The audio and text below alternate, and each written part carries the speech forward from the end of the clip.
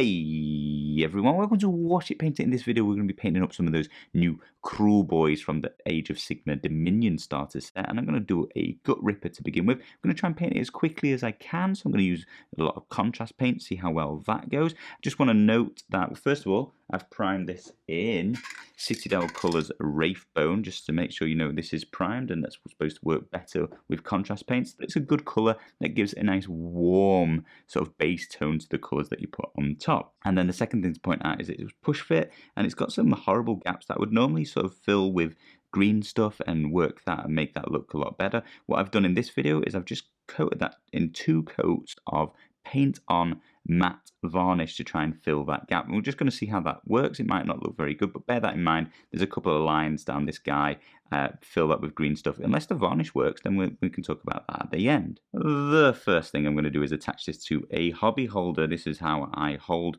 and grip my miniatures. It just means I'm not going to get as much paint on and got a lot more maneuverability and accuracy in holding this miniature. Next, I'm going to grab myself a wash wizard by the same company as the hobby holder, and I'm going to start with Plague Bearer Flesh, a very pale green, and I'm going to use this for the skin tone start on the inside. This wash wizard just really stops me knocking over this wash and getting, well, this contrast paint in this case, but washes as well and stops it going all over the desk. I'm going to take a big brush. This is a Redgrass Games size 2 brush, and generously slurp up some contrast paint.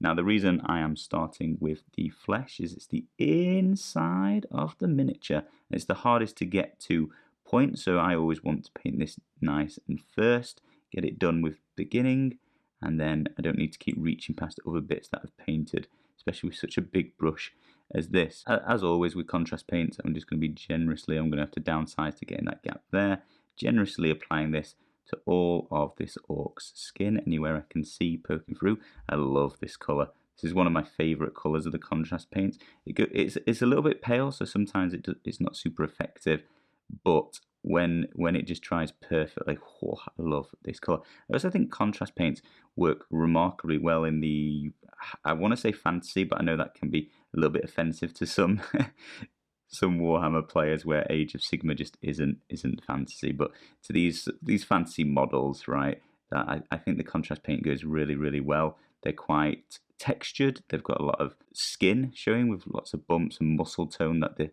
contrast paints can pull out, as well as scars and things like that on their body. And then a lot of their attire is sort of leather, so lots of strands of leather on this particular model, which the contrast paint will pop out, but also things like furs and stuff like that. Contrast paint just works really well with, so I feel like it goes great with the fantasy range from Games Workshop. So that's enough of the size 2 brush. Now we need to go down to my 00 brush. Same Redgrass Games set, they only do 2 brushes, so it's nice and simple to work out which one to use.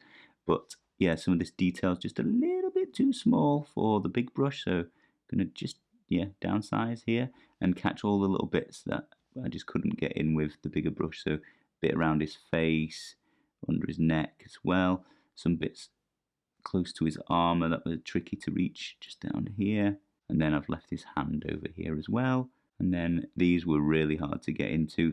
It's bits of thigh, isn't it? A smaller brush. Oh, got a bit on his armour. You can just wipe it off for the most part. A lot of his armour is going to be painted up in metallic, so I'm going to use normal paints, proper paints, and they'll go really easily over the top of these contrast paints. There's his skin. If you watch the assembly video I made on this, you'll see I didn't actually glue down this shield arm, so I can just pop this off. I can paint the back of his shield. I'm not sure how much of this you can actually see, so it might be unnecessarily painted, but it does make it easier. So I could just get to his bicep really easily with that removed out of the way. So if you didn't see the assembly video and you've not built this yet, I'd advise just not gluing this bit on. Right, next up we're going to paint some of the cloth of this Orruk, and you're not going to catch me with my pants down. Anyone who's used these pots knows how easy they are to spill, so despite the fact I'm going to use this briefly, upgraded my wash wizard, made sure they're both secure and got a little palette to work with. I'm going to use wildwood to paint on the flesh, not the flesh, the cloth of this Orruk, and I find that really dark, really intense, so I'm going to use a little bit of this contrast medium, just get a little bit on my palette, not even that much, and then a load of this wildwood, mixing this in, Probably shouldn't mix it in first, probably should scoop the load out so I'm not diluting the natural part, but it doesn't matter. I always find it too dark, so a little bit of contrast medium. I could just apply it directly to the pot if I wanted, maybe thin it down a little bit overall, but for this, keep it neat and just water down this bit that I want to use here. So now that's watered down, I'm going to start applying this to various bits of the cloth on this particular orc. Got load down here. You can see how dark it is, even with the medium in. It's just so strong, this color, which is fine. A lot of the time I want a really dark brown, and I do here, don't get me wrong, I just want it to be high contrast and not just overwhelm. Given how light his skin is, I guess is the reason I'm thinking about this so much. Oh, when I assembled this miniature, I talked about whether to glue in his staff here, his spear, and I decided it won't get in the way. I'm deciding I'm wrong now. I wish I could just pop that off in the same way I could pop the shield off. I cannot, so I'll just deal with it, but yeah, it would have been easier. I mean, to be fair, can't really complain about the spear being in the way when I've got lights and cameras all over the place, making this infinitely harder. You guys can avoid that and probably get this close to your face, do a better job. But yeah, that's that bit done. And he's got a little bit poking through his sort of belt here and a lump on the top up here as well. I'm going to leave anywhere that's like bandages. So here I'm going to do in a different colour. You could do it the same, his leg bits in a different colour and these straps between. I'm also going to do in a different colour, a bit through here as well to reach. So I'm just going to tidy that up off camera. So I'm going to carry on painting up his soft armour next, and I'm going to use Gore-Grunter for even. And guys, there's quite a few different browns in the contrast range, and if you want to step outside of contrast, there's even more brown. So you've got quite a range of different tones and slightly different shades that you could pick here. But Gore-Grunter's one that I've got available, and certainly to hand. I can't even remember if I've got any other browns, but it's going to be a little bit lighter, maybe a little bit more red than I might choose, but we'll see how it looks at the end. And obviously, if you dislike how this particular colour looks, do not pick it, pick a different one. But that's where we're going to go with that. So I'm going to paint all of these sort of strands, these sort of wraps that I can get to. He's got some on his legs, some on his wrist as well, and then the ones are holding up his armour across his body, but we'll give those a generous coat, one thick coat. I'm going to be quite accurate. I'm using my small 00 brush here and applying it evenly. Oh man, why did nobody tell me when I was painting up that wildwood that he's got a big staff, and that should also be done in the same colour? I don't know how I overlooked that. I think I spent too much time complaining that I wish I'd not glued that bit on so I could reach the pieces underneath. Anyway, do the staff in wildwood as well. I think that looks great. The next contrast paint I'm going to use is this Basilicum Grey. It's a kind of light, well, I guess the only choice is really black or this, so it's a light grey, but it's as dark as it goes as well. I'm going to use this for the base coat of all of the metallics that I want to paint up on this Orruk. Now, I was debating different shades of metallics and going for sort of a rough iron, a dirty, an old irony look, but I think for speed and simplicity, I'm just going to paint them up all silver. So Basilicum Grey is going to be a nice base coat for that, essentially making it look quite dull, tarnished and shaded, and then we're going to use some silver, some normal silver, some metallic paint later on, just to bring out the edge highlightings, make this look like metallic pieces of his armour and his weaponry. So yeah, basically all the silver bits I want to do, I'm just going to find and paint in Basilicum Grey. Additionally to base coating the metallics, I'm also going to paint in the teeth of this Gutrippaz shield. I'm going to go for a sort of grey look on those teeth, and this is going to be absolutely perfect and seconds of work. For the tongue on his shield, I'm going to use a little splash of Magos purple, just a little bit, quite a light, thin coat here. Just using my small brush, my 00, just being careful. Although the red that I'm about to use on the shield should cover it up nicely if it does spill this is slightly onto it. So just while we're waiting for that purple to dry, I'll just take a minute to mention the gaps in this miniature that I tried to fill using varnish. It just hasn't worked out well. It might be because it's contrast paint. I forgot that it's not really going to get covered that well. It's going to, be a very thin coat, so it might not work. I wish I'd done a little bit of green stuff, but there are a lot of these to paint, and it totally depends whether you're going to sort of battle ready or parade ready. That's up to you, but I just wanted to make sure you guys can see that hasn't covered it at all well, so it's up to you if you want to take a little bit more time preparing your miniatures beforehand.